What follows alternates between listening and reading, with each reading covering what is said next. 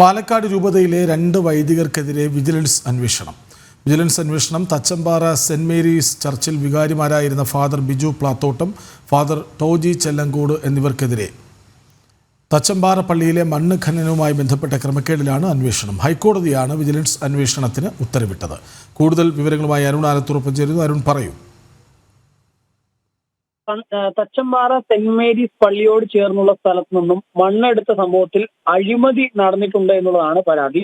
2022 മുതൽ 2024 വരെയാണ് ഇവിടെ നിന്നും മണ്ണെടുത്തത്.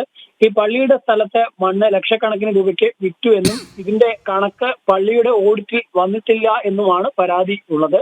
മണ്ണെടുക്കാൻ ജിയോളജി വകുപ്പിന് നൽകിയ ഫീസിനെ കുറിച്ചോ മണ്ണ് വിറ്റ് ലഭിച്ച തുകയെ കുറിച്ചോ പള്ളിയുടെ കണക്കിൽ ഇല്ല.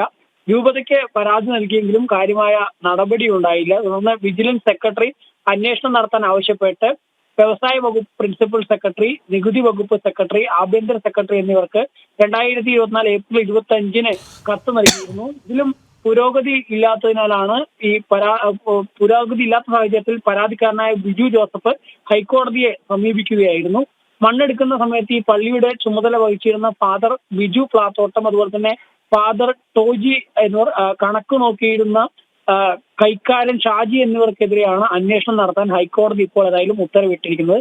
വ്യാപകമായ നികുതി വെട്ടിപ്പ് നടത്തിയതായും തെറ്റായ കണക്കുകളാണ് ഇൻകം ടാക്സ് വകുപ്പിന് മുന്നിൽ ഹാജരാക്കിയതെന്നുമാണ് പരാതിയിൽ പറയുന്നത്.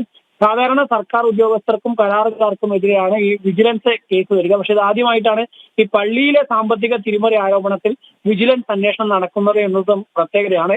ഇടവകയിലെ പൊതുയോഗ തീരുമാനമാണ് നടപ്പിലാക്കിയതെന്നും അന്വേഷണവുമായി സഹകരിക്കുമെന്നുമാണ് ആരോപണ വിധേയനായ പുരോഹിതർ പറയുന്നത്. വിവരങ്ങൾ നൽകിയത് അരുൺ ആലത്തൂർ.